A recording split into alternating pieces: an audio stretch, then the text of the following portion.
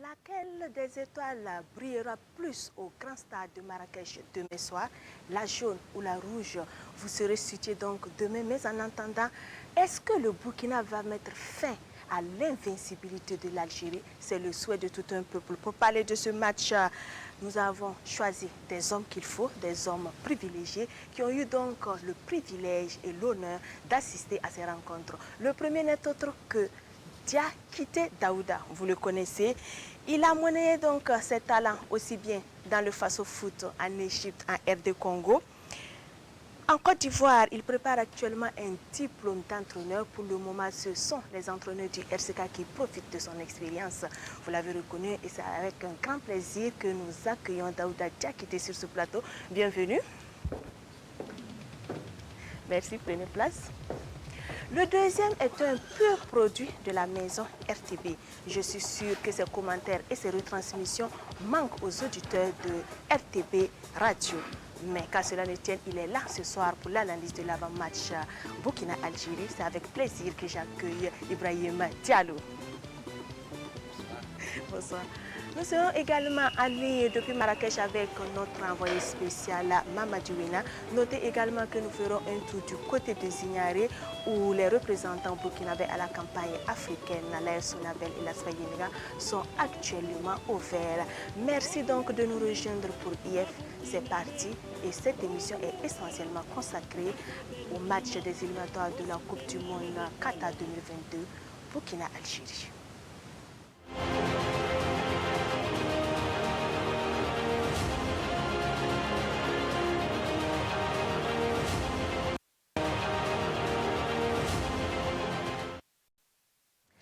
Messieurs, bienvenue sur ce plateau. Merci. Dites-nous, quand on parle de Burkina-Algérie, quel est le souvenir qui vous vient directement en tête, Daouda Diakité? Je pense que c'est le match retour Algérie-Burkina qu'on a joué à Blida là-bas. Et vous, Ibrahim Diallo? Je crois que ce match-là ne peut pas sortir des esprits aussi facilement parce que l'avant-match était tellement stressant. Et plus que même le match, je dirais, parce que ce qui s'est passé là-bas, c'était quand même assez extraordinaire pour nous, Burkinabés, et même de loin qui avons suivi en tout cas ce qui s'est passé avant. Et je crois qu'il y a eu du mérite pour les hommes qui étaient sur le terrain ce jour-là, parce que ça n'a pas été du tout simple. En tout cas, il faut le dire, 4 nations pour une seule place. Un des 4 pays, Burkina, Algérie, Niger ou Djibouti, devra poursuivre l'aventure des éliminatoires à l'issue des rencontres de ce deuxième tour de la zone Afrique. Ce match Burkina-Algérie revêt plusieurs enjeux. Non seulement le leadership du groupe A est en jeu, mais aussi Étalon et Fenech ont des comptes à se rendre. L'épisode des éliminatoires de la Coupe du Monde Brésil 2014 a laissé un goût d'inachevé alors que Kambou Malo et les étalons cherchent à tomber un grand. Le champion d'Afrique et prendre leur revanche, les Fenech entendent confirmer leur suprématie. Un match important pour les deux pays, comme nous le précisent nos envoyés spéciaux Daouda Ouattara et Mamadou Wina. Le 21 janvier 2021, au tirage au sort du deuxième tour des qualifications pour la Coupe du Monde Qatar 2022, le sort a mis dans le groupe A l'Algérie, le Burkina, le Niger et Djibouti. Sans aucun doute, la championne d'Afrique est la favorite de cette poule, mais certains observateurs vont plus loin dans l'analyse et placent le Burkina comme un outsider à prendre au sérieux. Évidemment, même vu d'Algérie, le Burkina reste l'adversaire à abattre pour s'assurer une qualification sans embâche pour le dernier tour des éliminatoires du Mondial 2022. C'est bien un match à plusieurs enjeux que les étalons s'apprêtent à livrer demain contre les Fenech. Le Burkina et l'Algérie sont leaders du groupe A avec 3 points chacun et un léger avantage à la différence de buts pour les Algériens. Une victoire permettra au Burkina de prendre sur la tête du groupe. À défaut, un match nul est impératif pour garder le statu quo. Quand vous prenez la configuration de la poule, vous savez, nous sommes à 3 points chacune. Alors le match sera déterminant quant à la redistribution en tout cas des rangs. Et dans la poule, nous sommes conscients de ça. Alors nous sommes conscients que la deuxième journée sera déterminante.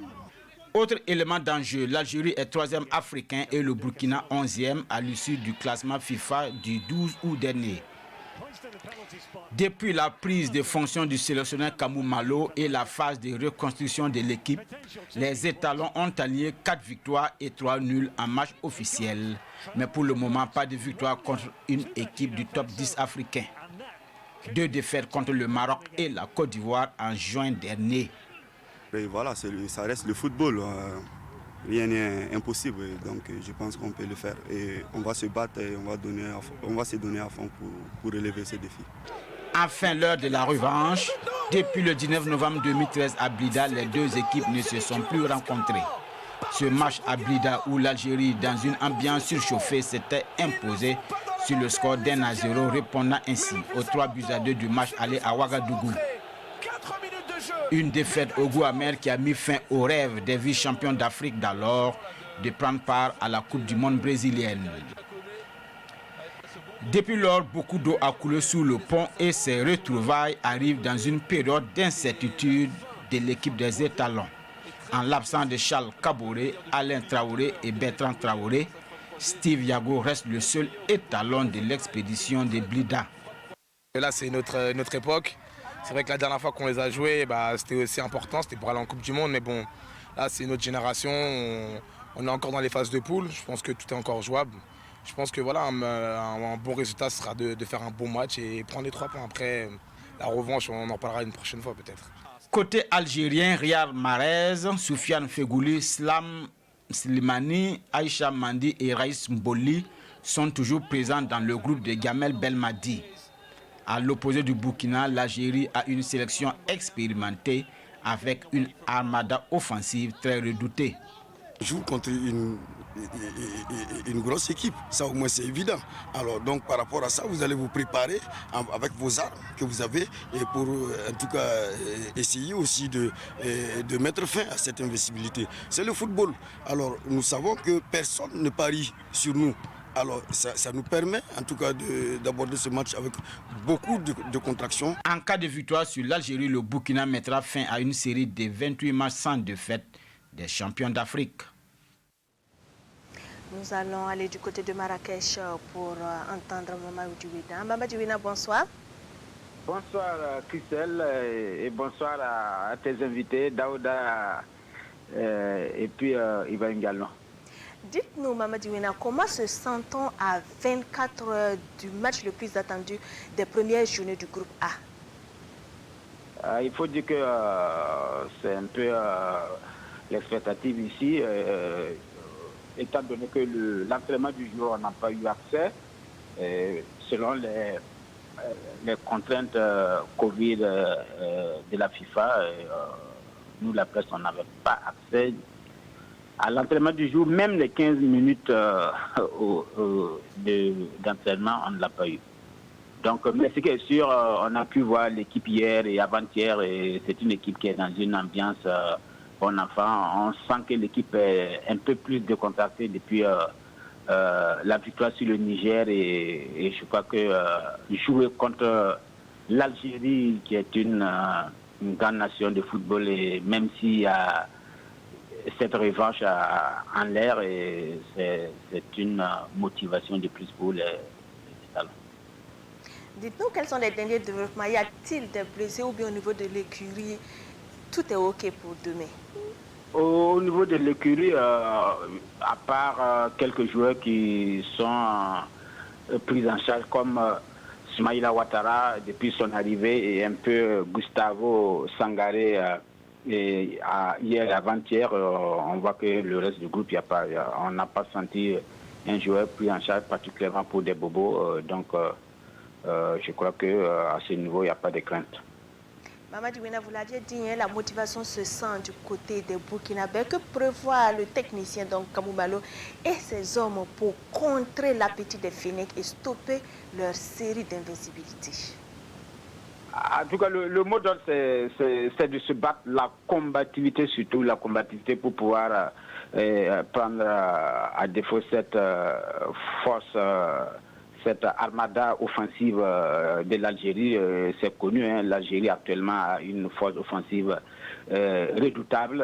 Les 8-0 que Djibouti vient de prendre, ce n'est pas le fait du hasard. Et c'est vrai que Djibouti n'est pas le Burkina, mais le Burkina doit être bien combatif pour ne pas laisser des boulevards à ses attaquants algériens comme Yal Marez et autres Silamani qui sont très vraiment redoutables. Mamadi Wena, donc on va revenir à vous dans quelques instants, mais pour le moment, donc je vais recueillir l'avis de nos deux consultants sur place ici à Ouagadougou. Daouda Diakité, vous avez eu donc affaire à cette double confrontation. On a senti que quand je vous ai posé la question d'entrée de jeu, vous aviez dit que le souvenir c'est le retour à Pista. Oui, je me souviens de ce match-là, c'était pas facile. On était très tressés là-bas avec les supporters. C'était pas facile. Mais je pense que c'est pas, je peux dire que c'est pas la même équipe. Notre équipe aussi, c'est une équipe hiérarchique. Donc je pense qu'on peut dire notre mot dans ça. On sait que l'équipe algérienne, c'est une équipe qui est compacte. Donc je pense que tout est possible. Tout est possible. Ibrahim Diallo, Mamadi Wena l'a dit, nous avons une équipe assez jeune comparativement à celle algérienne qui est assez expérimentée. Est-ce un atout ou un inconvénient? Ben écoutez, à l'heure actuelle, je pense que cette équipe du Burkina, c'est vrai, les garçons, ils sont jeunes, mais ils ont quand même de la compétition dans les jambes. Quand vous prenez Gustavo Sangaré, ce qu'il nous a montré sur ses 2 dernières prestations où il a joué, vous sentez déjà une certaine maturité, même s'il est jeune en âge. Et je pense que ça aussi, c'est important. Et cette fougue-là, on peut l'utiliser pour contrer en tout cas les Algériens, parce qu'il y a quand même aussi certains qui ont 3 cannes déjà dans les jambes dans cet effectif-là et qui peuvent canaliser cette jeunesse-là. Donc je pense que pour moi, ça va être un atout d'avoir cette jeunesse-là qui sera capable d'apporter cette solidarité et ce bloc rigide dont on a besoin pour ne pas laisser en tout cas des espaces aux Algériens. Donc pour moi, la jeunesse de cette équipe burkinabé, ce n'est pas un désavantage en tout cas. Daouda Diakité, quel conseil donnez-vous donc à celui qui sera dans les buts, Hervé Koufi ou bien notre... Face à l'Algérie, qu'est-ce qu'il ne faut pas faire, qu'est-ce qu'il faut faire? Bon, le conseil que je peux donner, c'est de les dire de se concentrer. Parce qu'un gardien de but, il faut rester concentré jusqu'à la fin. Ce qui n'est pas facile, mais bon, je pense qu'à ce niveau-là, ceux qui sont là-bas, ils savent déjà ce qui les attend.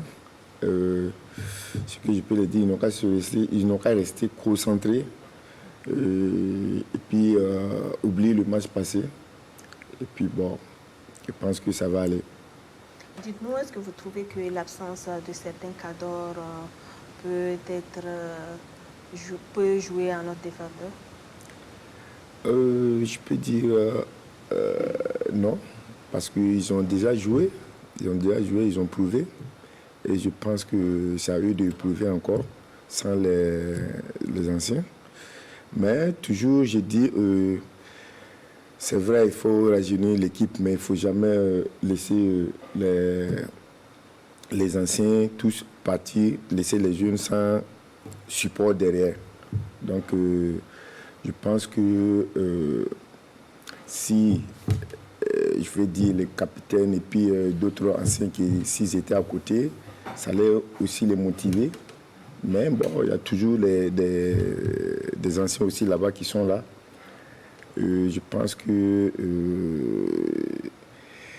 il faut toujours avoir des anciens à côté pour donner des conseils, pour encourager, et puis voilà quoi. C'est actuellement le pied de grue donc de Ouaga à Marrakech, en passant par Alger, entre les deux nations. C'est une histoire de je t'aime, moi non plus.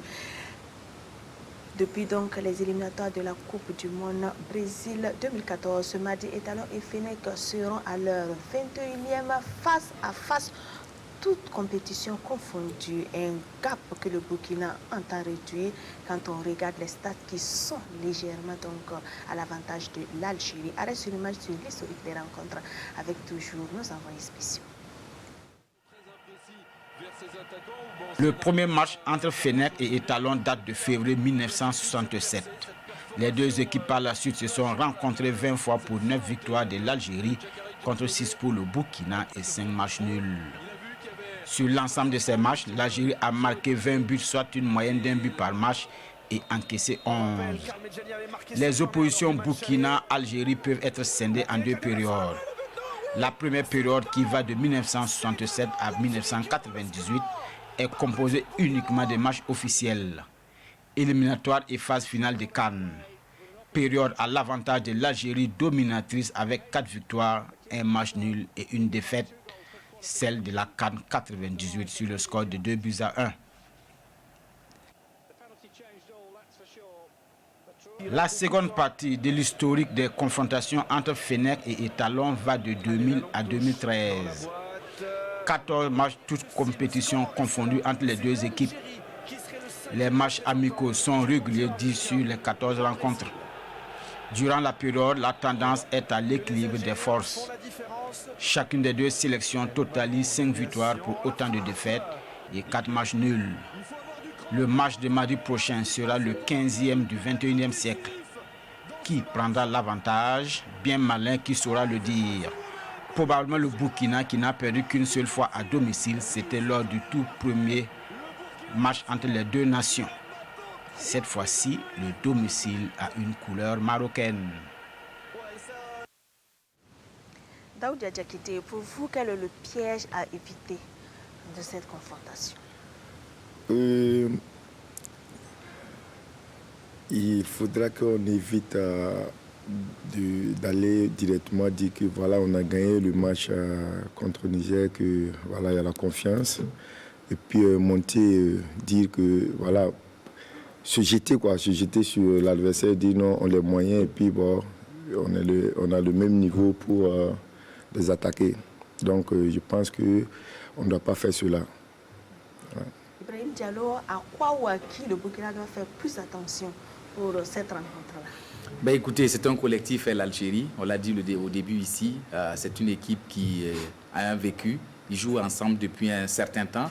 Et je pense que c'est plutôt le collectif auquel il faut s'attaquer parce qu'aujourd'hui, quand on enlève même Riyad Mahrez dans cet effectif-là, les atouts, ils demeurent. Hein, donc, il va falloir jouer en groupe, contrôler toute l'équipe parce qu'à tout moment, que ce soit Slimani, que ce soit Bounedjah, que ce soit Mahrez, ils peuvent faire mal à cette équipe burkinabé. Donc je pense que c'est plus un collectif et ceux qui se projettent de derrière aussi, qui arrivent, apportent beaucoup offensivement.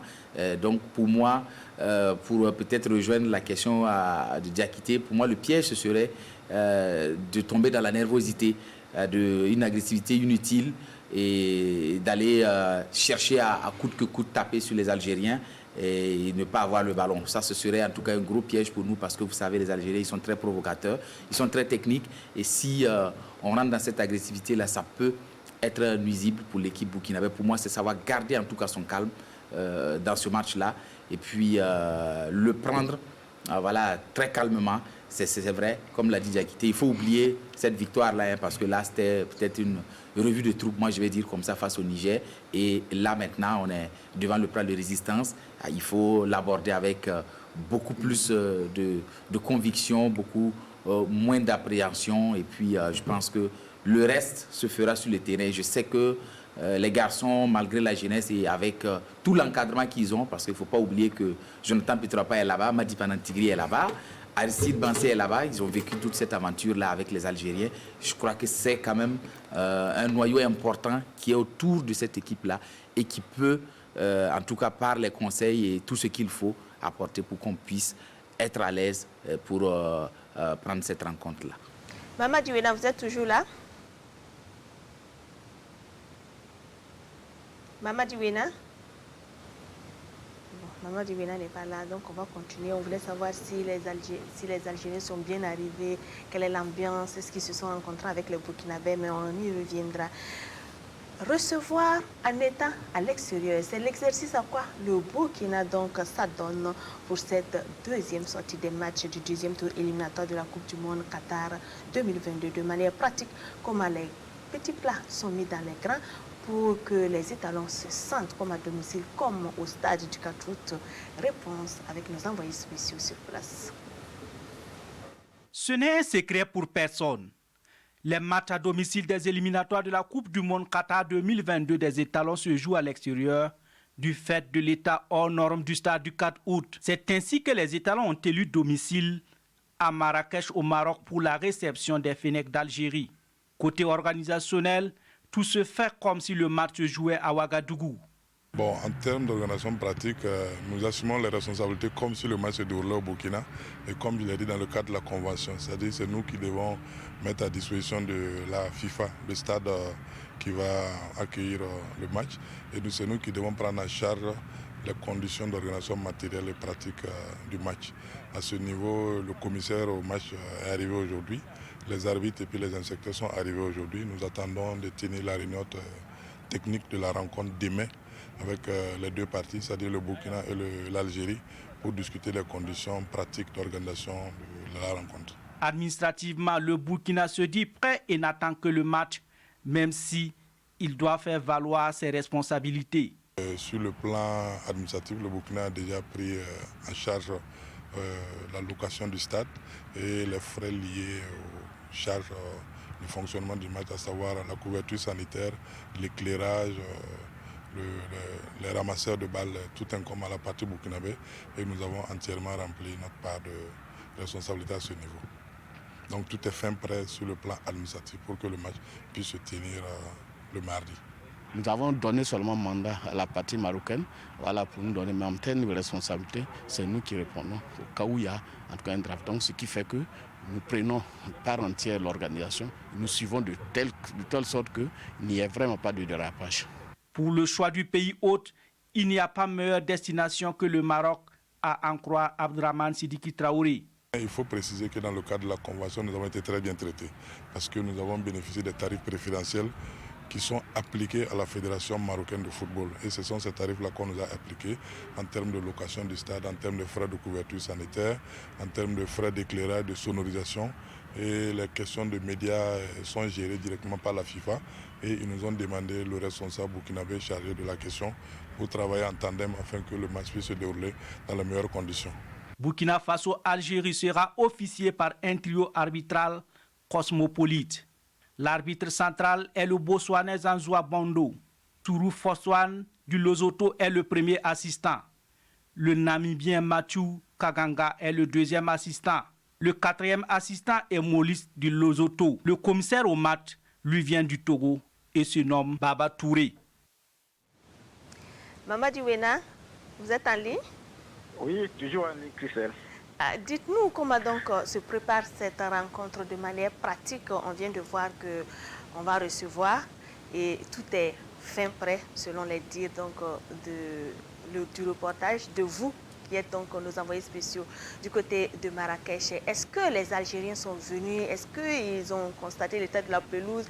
Qu'est-ce qui s'est dit? Bon, les informations qui nous reviennent, les Algériens vont venir le jour du match, c'est-à-dire demain. Demain dans la journée, il n'y a pas de prise de contact avec la pelouse du Grand Stade de Marrakech. Il a aussi qu'il n'y aura pas de journalistes algériens. Il faut dire que ce match-là, même dans l'esprit de la FIFA et surtout du Maroc, c'est un match sans presse parce que depuis notre arrivée ici, il n'y a pas de badge presse pour les matchs. Donc au niveau, il y a eu, selon les informations que nous avons pu recouper, une note pour dire à l'Algérie qu'il n'y aura pas d'accréditation pour les journalistes. Dites-nous, Mamadi Wena, est-ce que la rupture des relations diplomatiques entre Rabat et Alger y est pour quelque chose? Un petit peu, oui, mais je crois que c'est plus le Covid qui est à la base de tout cela, parce que même le match au Niger-Burkina, on a vu que c'était difficile pour la presse, ils l'ont signifié et redit plusieurs fois, c'est un match sans presse et avec 2 badges photographes pour permettre de prendre des photos, le reste c'était compliqué pour la presse. Et demain donc, comment comptez-vous faire la couverture sans journalistes algériens, donc vous ne serez que les journalistes burkinabés seuls? Oui, ce sera seulement les Burkinabés, même les Marocains n'ont pas accès au stade, parce que pour le premier match, il n'y avait pas de journalistes marocains, et je crois que ça sera encore le cas cette fois-ci. Mais ça change un peu la donne, Mamadi Wena. Bon, ce qu'on aurait voulu, c'est qu'il y ait la presse, beaucoup d'interviews possibles à la fin du match, mais malheureusement, ce n'est pas le cas. Et comme je vous le dis, il y a beaucoup de contraintes vraiment avec l'organisation des matchs sous le Covid. Et ce n'est pas du pain béni pour la presse en tout cas. Merci beaucoup, Mamadou Ouena. On va revenir à vous. Messieurs, donc, vous l'avez vu, le contexte quand même change, l'environnement également. Est-ce que c'est une bonne nouvelle? Écoutez, lorsqu'on a suspendu le stade du 4 août, je pense que personne ne s'est réjoui, hein, parce qu'on savait déjà ce qui nous attendait. On devait avoir l'Algérie chez nous pour recevoir et quand même apporter la ferveur du public à cette équipe-là. Malheureusement, on ne peut pas le faire. C'est vrai qu'au niveau de la presse, on a quand même nos confrères qui sont sur place et qui pourront faire le travail, qui pourront voir quand même ce match-là de leurs propres yeux et nous rapporter quand même des choses croustillantes. Mais ça reste quand même difficile, comme Mamadou Ouena l'a dit, et c'est au niveau international. Hein, le protocole Covid est très strict et parfois, en tout cas, ce n'est pas facile donc, pour les journalistes qui veulent bien faire leur travail. Et pour l'équipe aussi, je crois que ça se sent dans un stade vide où vous n'avez pratiquement personne pour vous soutenir. Ce n'est pas la meilleure des façons, parce que je sais qu'en 2013-2014, on avait eu quand même beaucoup de monde au stade pour soutenir cette équipe face à l'Algérie. Il y avait une mobilisation exceptionnelle hein, qui s'était mise en place et ceux qui étaient dehors même, on peut dire qu'ils étaient plus nombreux que ceux qui avaient eu accès au stade du 4 août. Donc je pense que jouer hors de ces bases n'est jamais la chose la plus souhaitée, mais on va faire avec. Ils ont déjà plus dompté cet environnement-là avec depuis les éliminatoires de la CAN et je crois que ça va continuer et il faut faire abstraction de ça et puis se concentrer sur l'essentiel, c'est-à-dire la rencontre. Avant de continuer, donc, je vous confirme que ce match sera en direct et en clair sur nos antennes à partir de 19h. Dès 18h30, nous allons essayer de planter les décors avec des invités spéciaux. Daouda Diakité, vous n'avez jamais joué dans un stade vide, hein? C'est une expérience pour les jeunes. Vraiment, c'est pas facile de jouer dans un stade vide. Parce que sans supporter, sincèrement, là, je ne sais pas comment ça va se passer. Voilà, moi, je n'ai jamais joué ce genre de match. J'ai toujours joué avec un stade plein. Surtout à Ouagadougou, quand on joue, c'est super avec les supporters qui sont là, qui nous supportent jusqu'à la fin. Donc, aller à l'extérieur pour jouer sans les supporters à huis clos, sincèrement, c'est pas facile. Il y aura quand même quelques supporters, hein, mais ils ne seront pas nombreux comme au stade du 4 août, ça au moins c'est clair. Ah oui. Mais dites-nous, est-ce que ça peut jouer contre le Burkina, le fait que le match soit à huis clos, qu'il n'y ait pas de ferveur publique pour encourager, motiver les garçons? Bon, je peux dire oui ou non. Quand il y a les supporters, souvent ça motive plus. Ça motive plus. Dans ce cas, je pense que c'est à cause de la maladie. Donc, on est obligé de faire avec. Les jeunes aussi, ils sont conscients de ça. Donc, on est obligé de faire avec et puis aller de l'avant, quoi. Mais je sais que ce n'est pas facile. Abraham Diallo, est-ce que même le choix du Maroc est un bon choix pour vous?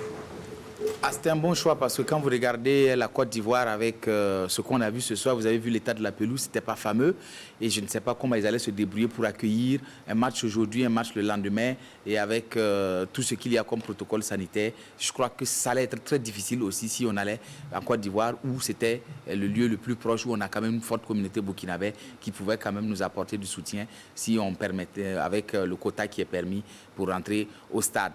Du côté du Ghana, c'est pratiquement la même chose. Eux aussi, ils ont un terrain ou deux, je crois, qui sont aux normes aujourd'hui, qui sont utilisables. Et l'un dans l'autre, avec le Maroc, nous avions un partenariat fort. Ils ont suffisamment d'infrastructures. On a déjà fait l'expérience d'avoir fait beaucoup de stages du côté du Maroc. Donc, je pense qu'il y a beaucoup plus de facilité. Il ne faut pas oublier qu'effectivement, que ce partenariat qui est entre le Burkina et le Maroc a facilité notre choix sur le Maroc. Et je crois qu'aujourd'hui, comme l'a expliqué le chef de mission, il y a plus de facilité parce que la location même du stade et toutes les commodités se font au tarif préférentiel, comme si c'était l'équipe du Maroc qui jouait. Je pense que ça, c'est important et ça facilite aussi les regroupements parce que tous ceux qui viennent de l'Europe par rapport au Maroc, ça facilite aussi les déplacements. Donc, je pense qu'à ce niveau, on ne va pas trop s'en plaindre. c'est loin de nous, c'est vrai. On aimerait peut-être être à côté pour pouvoir y aller. Mais je crois qu'en termes de qualité, il y en a, même si le souhait c'était de pouvoir jouer au stade du 4 août. Et on espère que ça se fera très vite parce que franchement, jouer à l'extérieur, je crois que l'expérience qu'on a eue en 2013, si on était à Ouagadougou aujourd'hui et demain avec ce match-là ici, je crois que c'est un plus pour les garçons de Kamou Malo. Daouda Diakité, à la veille d'un match important comme celui-là, qu'est-ce qui se dit? Comment vous comportez-vous en équipe? Bon, d'abord, il y a l'ambiance, comme d'habitude. Mais chacun a sa manière de se concentrer. Donc, après le repas, chacun monte dans sa chambre. Et puis, c'est la musique. Chacun a sa manière de se concentrer. On évite de penser au match comme ça. Hein? On évite de penser au match. Bon, souvent, il faut éviter pour ne pas avoir trop la pression. Voilà. Mais souvent, il y a des... Comment dirais-je? Il y a des clés qu'on nous donne avec des vidéos que chacun doit étudier avant de dormir. Les clés du match de l'adversaire? Voilà, de l'adversaire. Donc, tu visionnes un peu, mais pas trop. Tu visionnes et puis voilà, après, tu te concentres, quoi. Si on prend un exemple, à la veille de Burkina-Algérie qui s'est joué au stade du 4 août ici, vous, qu'est-ce que vous avez fait? Il y avait la pression quand même, hein? Oui, il y avait la pression, mais à ce moment, je pouvais dire qu'à ce moment, on était dans un élan qu'il n'y avait pas trop la pression sur nous. On était trop soudés, on se connaissait beaucoup, on était trop confiants. Après le repas, on était assis dehors, là, on cause un peu, et puis on monte, on est dans des chambres. Et au match retour, Algérie-Burkina Faso? Là-bas, c'était une autre chose. Là-bas, on n'arrivait pas à dormir. Les gens étaient en bas, ils faisaient beaucoup de bruit. Donc là-bas, c'était trop compliqué en fait. Trop. Donc vous n'aimeriez plus le vivre? Ça? Non, ça c'est pas bon. Donc on va à présent écouter le président de l'INSE qui s'adresse donc à la nation burkinabé. Il en appelle à plus de solidarité autour de l'équipe Fanion. Effectivement, nous sommes à jour J-1 pour les matchs tant attendus entre le Burkina et l'Algérie. Qatar 2022 passe par cette victoire. Donc je lance un appel à tous les Burkinabés de s'unir dans la prière, musulmans, protestants, chrétiens, animistes, tous ceux qui peuvent faire quelque chose n'ont qu'à le faire pour qu'on ait le gain de ce match. Au-delà de cette qualification, une victoire peut un peu soulager les Burkinabés qui traversent un moment très difficile de notre histoire. Donc vraiment, j'invite les uns et les autres de rester dans la prière. Voilà donc l'appel du président de l'UNSE. Nous allons revenir sur le match Niger-Burkina qui s'est soldé donc par la victoire des Étalons sur le MENA. C'était une victoire logique pour vous, Ibrahim Diallo? Oui, une victoire logique parce que quand vous prenez en termes de classement, le Burkina est nettement devant, on est 11e, le Niger est bien loin derrière. Et je crois qu'en termes de vécu, cette équipe du Burkina, même si elle est en reconstruction, a plus de vécu que celle du Niger qui véritablement est repartie à zéro pratiquement pour se reconstruire. Et je pense que ne pas battre le Niger, ça allait être anormal parce que le Burkina aujourd'hui, quand même si on n'était pas à la dernière CAN, on a quand même une équipe. Et on est très coté. Et je pense que c'était une victoire logique, même s'il fallait aller la chercher, parce qu'après avoir perdu contre le Maroc et la Côte d'Ivoire en match amical, il fallait quand même rebondir pour que dans la tête, on se dise qu'on peut le faire et que la défaite ne devienne pas, ou en tout cas le match ne devienne pas la règle chez nous. Et je crois que les garçons ont su bien le faire, parce que ce match-là, quand même, il a été une très bonne répétition. Et ça, je le rappelle pour le truc. C'était une très belle répétition pour le Burkina et Kamou Malo a pu voir beaucoup de choses. On va suivre le résumé de cette rencontre. Séance de rattrapage pour ceux qui n'avaient pas pu suivre le match. À l'usure, c'est le scénario par lequel les étalons ont eu raison du MENA du Niger. Dans un dispositif tactique de 4-3-3, les Burkinabés ont véritablement eu du mal à entrer dans le match. Le secteur médian pas très inspiré et l'attaque dans l'incapacité de faire la différence. Il revient à la défense de sauver les meubles. Mais à la 31e minute, Gustavo Sangaré d'une frappe lumineuse sonne la révolte. Daouda Kassali repousse difficilement. Le MENA s'en sort sans frais. Les étalons reviennent à la charge 5 minutes plus tard. Franck Lassina Traoré. Puis Eric Traoré ne parviennent pas à loger la balle au fond des filets. Le MENA réagit à la 40e minute par Victorien Adebayor. Hervé Kofi Kwaku sort la parade. Malgré la multitude d'occasions, pas de but entre le MENA et les étalons durant la première période. Le sélectionneur Kamou Malo, dès la reprise, fait entrer Brian Dabo à la place de Blati Touré et Zakaria Sanogo remplace Hassan Bandé. C'est dans le dernier quart d'heure de la première mi-temps que réellement j'ai senti les garçons. Alors, parce qu'on savait également quand on venait pour jouer contre le Niger que c'était face à un bloc homogène parce qu'il y a eu plus de 2 semaines de préparation. Alors, ils ont eu le temps de travailler sur ce bloc équipe, donc nous on savait qu'on allait avoir des difficultés. Mais qu'à cela ne tienne, en deuxième mi-temps, nous avons modifié aussi la configuration de notre équipe. Ces changements apportent de l'intensité et plus de verticalité au jeu des étalons. 54e minute, Gustavo Sangaré encore lui frappe sur la barre transversale.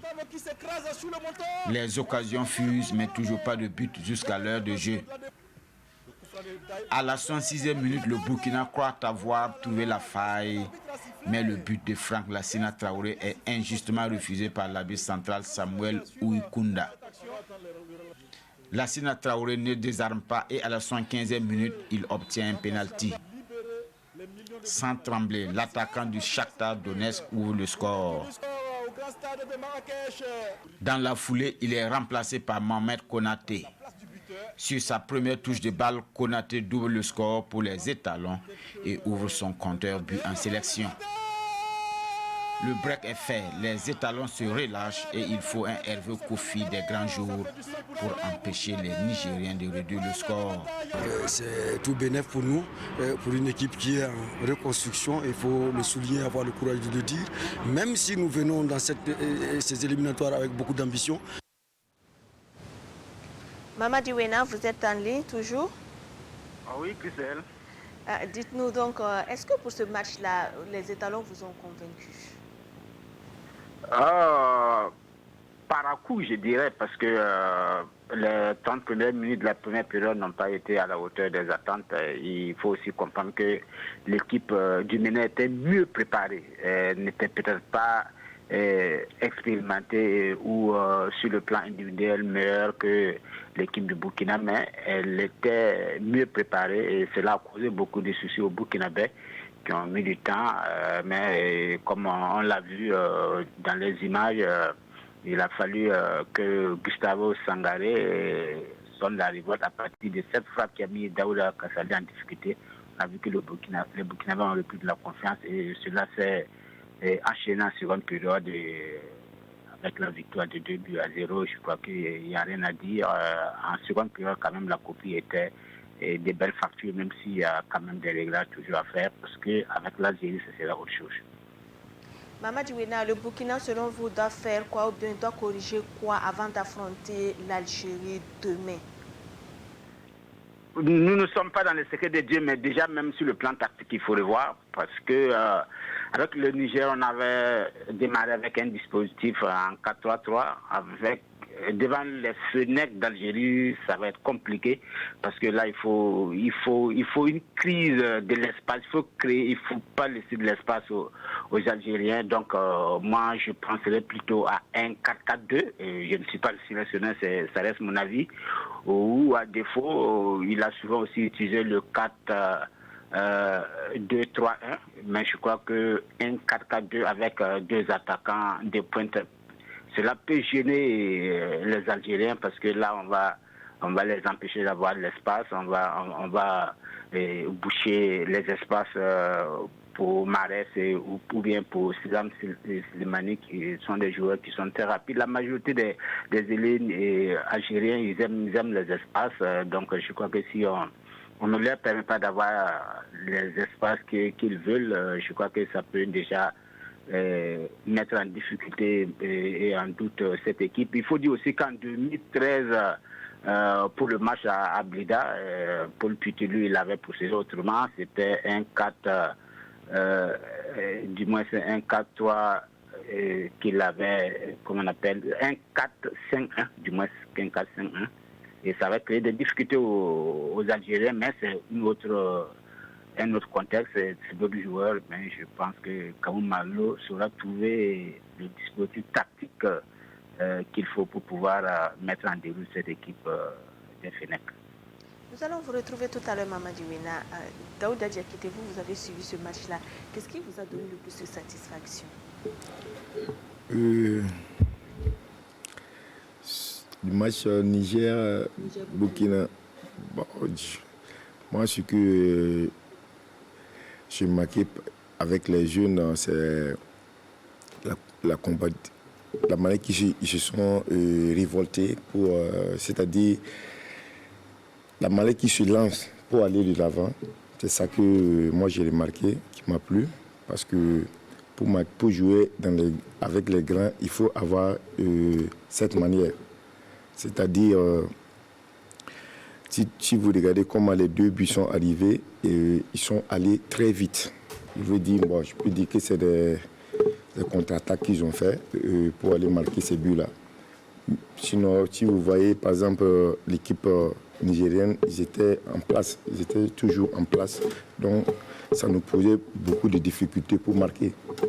Mais je pense que la manière que les jeunes ils ont joué, je pense que moi, en tout cas, ça m'a plu.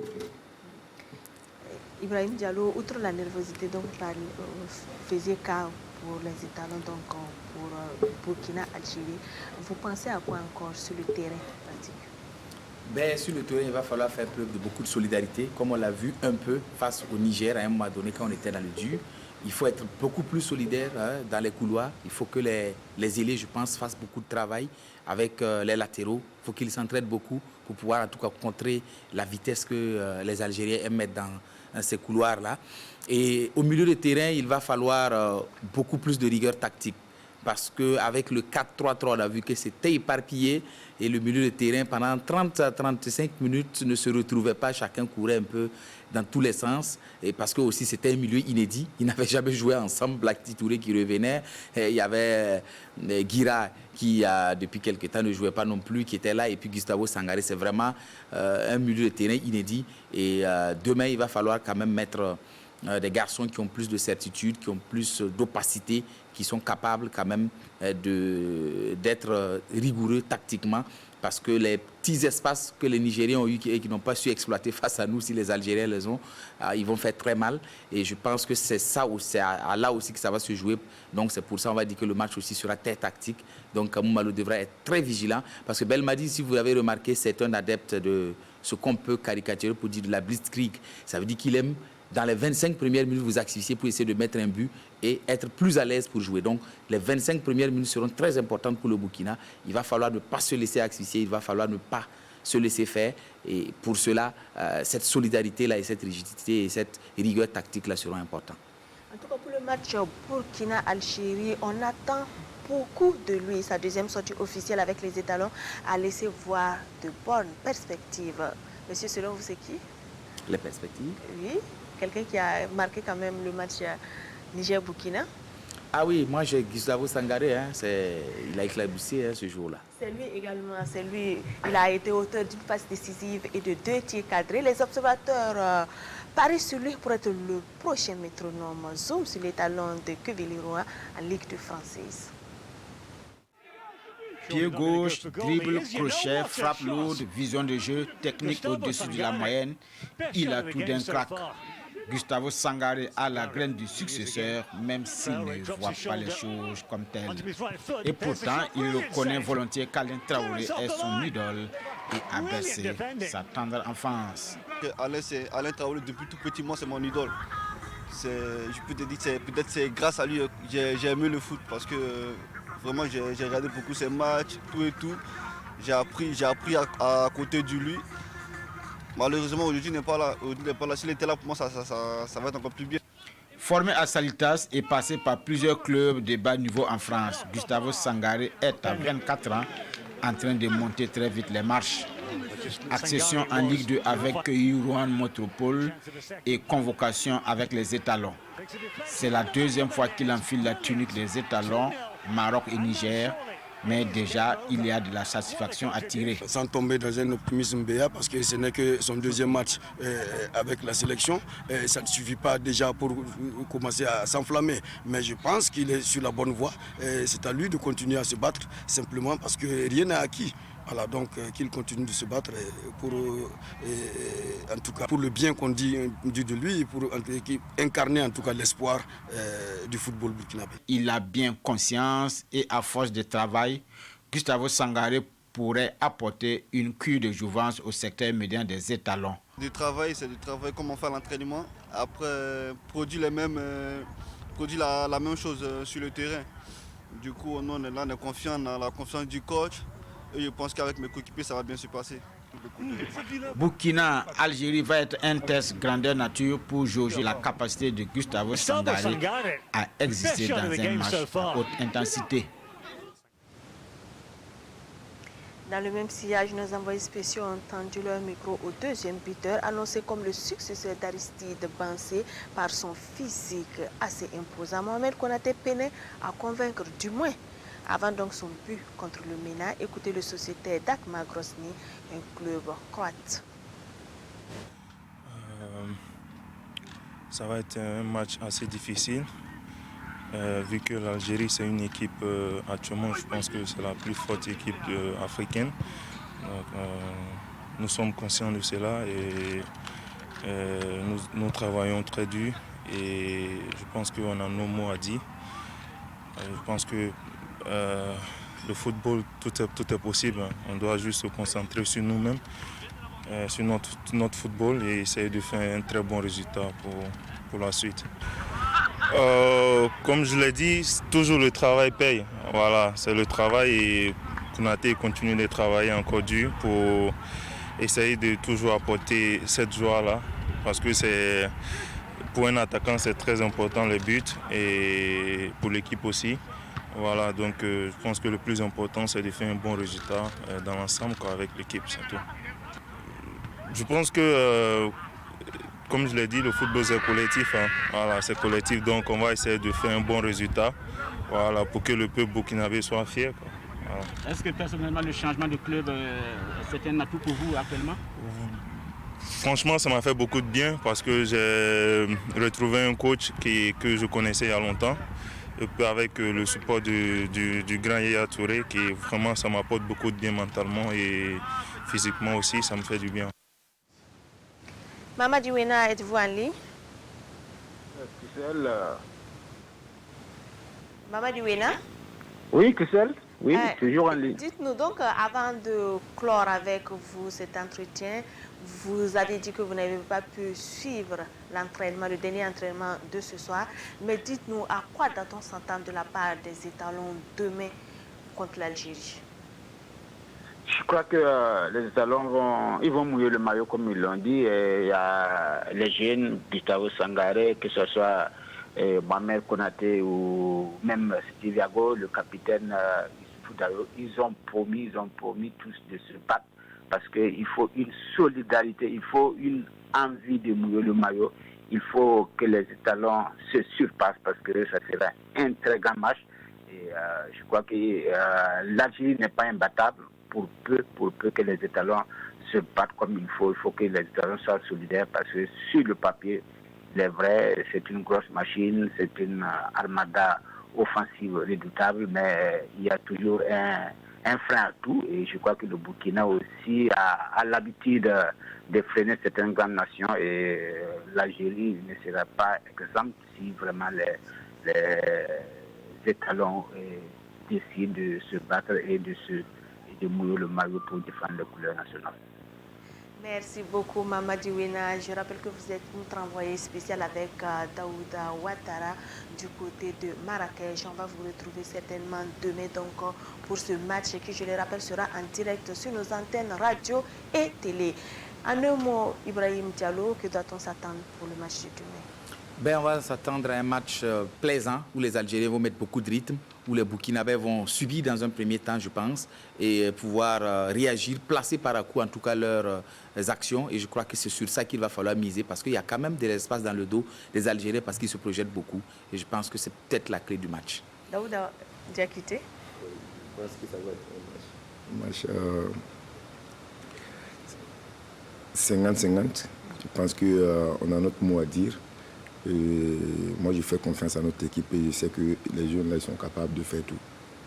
Merci beaucoup. Donc, on va poursuivre ce magazine. Dans les autres oppositions de cette deuxième journée du deuxième tour des éliminatoires de la zone Afrique, le MENA dans le groupe A s'est réveillé en noyant les requins de la mer Rouge de Djibouti, 4-2. Dans le groupe C, le Libéria piège la République centrafricaine, 1-0. Dans le groupe D, la Côte d'Ivoire a pris le meilleur sur le Cameroun, 2-1. Dans le groupe E, l'Ouganda et le Mali se quittent 2-2, 0 but partout. Dans le groupe G, l'Afrique du Sud s'offre le Ghana, 1-0. Dans le groupe J, le Bénin accroche la RD Congo, 1 but partout. Pour cause de coup d'État en Guinée-Conakry, le match Guinée-Maroc a été reporté. Demain, outre le match Burkina-Algérie, on a dans le groupe B, Zambie-Tunisie à 13h. À la même heure, le Malawi reçoit le Mozambique dans le groupe D et la Tanzanie accueille Madagascar dans le groupe J. À 16h dans le groupe C, le Cap-Vert défie le Nigeria, l'Éthiopie affronte le Zimbabwe dans le groupe G et dans le groupe H, le Congo sera face au Sénégal. À 19h dans le groupe I, le Soudan rencontre la Guinée-Bissau et l'Angola, la Libye dans le groupe F. Il n'y a pas que les éliminatoires de la Coupe du Monde. Sur la planète foot. Dès ce week-end, les équipes en lice pour le tour préliminaire de la Champions League et de la Coupe CAF seront à l'œuvre sur les différents stades homologués. L'AS Sonabel reçoit au Cameroun et l'AS Yenenga accueille au Maroc avant leur sortie. La FPF les a encouragés vendredi dernier à Zignari où les deux représentants burkinabés peaufinent leur préparation. Jean-Baptiste Soutraogo.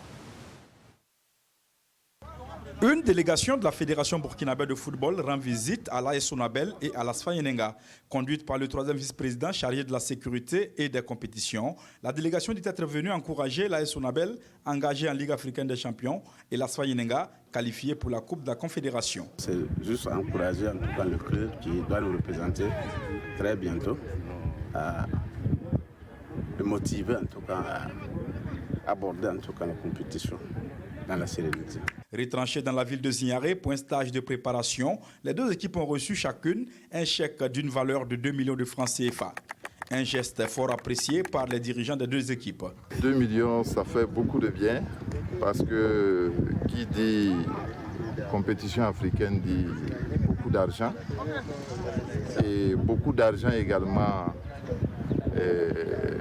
lorsqu'on doit aller à l'extérieur.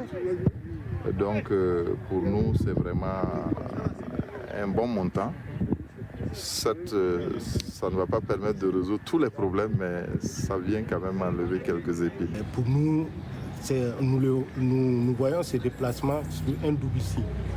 Le signe que la fédération accorde de l'importance à toutes les équipes qui sortent pour représenter valablement le pays. Et que de ce point de vue, elle met tout en œuvre pour mettre les équipes dans des conditions favorables de compétition. Je pense que, ne serait-ce que pour cela, nous saluons positivement cette disponibilité de la fédération. L'AS Sonabel sera face au stade malien de Bamako ce samedi à Yaoundé pour le compte des préliminaires de la Ligue africaine des champions. L'AS Yenenga, quant à elle, défiera le FC San Pedro de la Côte d'Ivoire dimanche au grand stade de Marrakech. La Sonabel sera face au stade malien à Yaoundé, au stade Amadou Aïdjo. Le champion du Faso Foot, auréolé de la Supercoupe AGSP et des recrues de taille, est-il prêt pour la double confrontation? Le nouveau venu Cyril Guessa, transfert de l'Asfa Yeninga, et Mamadi Bagé, le technicien, nous situe. Nous étions en stage groupé à Bobo. Nous avons beaucoup travaillé. Nous avons joué des matchs sortis jusqu'à 3 matchs amicaux. Nous pensons qu'actuellement, au plan physique, l'équipe est présente. Nous l'avons évalué dans certains matchs amicaux, bien vrai que ce n'est pas des matchs officiels, mais il y a des raisons de croire que l'équipe est en train de retrouver sa forme. Puisque le plus important pour nous, c'est que l'équipe retrouve sa forme, la forme qu'elle avait l'année dernière, au plan physique, au plan de l'intensité du jeu, au plan de l'agressivité et au plan mental également. Ce sont ces repères-là qu'on est en train de rechercher.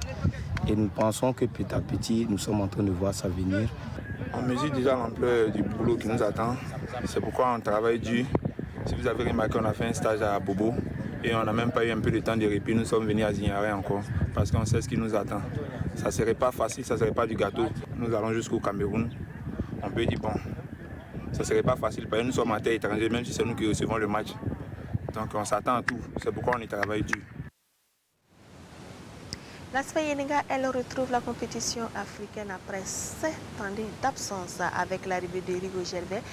Les Asphasiens espèrent aller le plus loin possible. Rigo Gervais croise d'ailleurs un club qu'il connaît bien pour l'avoir déjà entraîné. Le choc Asfa Yeninga à San Pedro aura lieu au grand stade de Marrakech au Maroc dimanche prochain. Le moins que l'on puisse dire est que le vainqueur de la Coupe du Faso est confiant. Écoutez le capitaine Rachid Sana et l'entraîneur adjoint Trissaoui Traoré. Nous sommes là depuis le 22 août pour un stage bloqué. Et à partir de ça, nous jouons les matchs de la Coupe de la Ligue. À travers les 2 matchs que nous avons livrés contre l'AS Douanes et l'USPA, il y a toujours des petits réglages à faire. Mais pour le moment, on continue de travailler. Et actuellement, le moral est au beau fixe. On essaie de booster le moral des jeunes. Et vraiment, il n'y a rien à dire. Dieu merci, on n'a pas de blessés comme ça ni de malades. Donc c'était ça notre inquiétude. Vous savez que le football est basé beaucoup sur la tactique. On a beaucoup insisté dessus. Voilà, on va continuer à travailler pour vraiment faire face à cette équipe de FC San Pedro que nous connaissons de loin. Durant le stage, on a bien travaillé. C'est comme le coach vient de dire, on ne peut pas divulguer nos secrets. Mais ce que on a travaillé, voilà, on a travaillé et puis et le travail fourni. Notre staff technique, on a confiance et puis on pense qu'avec ça, on peut arracher la qualification. Daouda Diakité, vous connaissez bien les championnats africains pour avoir fait beaucoup de pays. Dites-nous, vous pensez que l'Asfa Yeninga et l'AS Sonabel peuvent tirer leur épingle du jeu de ce tour préliminaire? Bon, je pense que oui, parce que déjà que c'est nos pays voisins qu'on croise. Je peux dire qu'on connaît un peu le football par rapport à nous. Je pense qu'on a un mot à dire. C'est possible. Ibrahim Diallo, vous voyez ces 2 rencontres-là comment? Oui, on joue à l'extérieur aussi. Oui, on joue à l'extérieur. Ils sont tous déjà conscients depuis le début qu'on allait jouer à l'extérieur. Et je pense que les 2 formations sont bonifiées au fil du temps. Quand vous avez vu l'AS Sonabel évoluer tout au long de la saison, elle s'est bonifiée au fil des matchs. Comme l'Asfa Yeninga qui a commencé timidement le championnat, mais qui vers la fin a en tout cas pris du volume et du rythme. Et je pense qu'ils se sont renforcés aussi à l'intersaison. Je pense que c'est important et ça, on va voir ce que ça va donner concrètement sur le terrain. Mais je suis quand même assez confiant pour une fois pour nos équipes parce que quand même, en termes de préparation, de moyens qu'on a mis autour, on sent quand même qu'on n'a pas lésiné dessus et que ça peut donner quelque chose encore après en tout cas la chevauchée de Salitas. Quand on regarde, les 2 quand même étaient actifs sur le marché des transferts. Oui. Bon. Les arrivées là peuvent faire la différence. Et puis avec Rigo Gervais à l'Asfa Yeninga, on peut s'attendre à quoi? Bon, je peux dire que c'est une autre expérience. C'est une autre expérience. Je pense que, c'est comme je vous ai dit, c'est possible. Ce sont nos voisins, on les connaît. Notre football aussi, je peux dire, surtout cette année, ça a très évolué. Je pense qu'on a un mot à dire et puis je pense qu'on peut passer. Merci beaucoup donc Daouda Diakité et Ibrahim Diallo pour tous ces éclairages et le débriefing de Niger-Burkina et l'avant-match Burkina-Algérie. On vous donne rendez-vous donc demain à partir de 18h30 pour planter les décors avec les stats, les hommes du match, les hommes clés. Vraiment beaucoup d'informations autour de ce match avant donc de donner l'antenne à Jean-Modeste Ouedraogo et à son consultant pour le commentaire. Merci donc de votre attention et votre fidélité. Excellente suite de programme sur la RTV Télé et Talent. Il y a but et Talent, il y a coupe.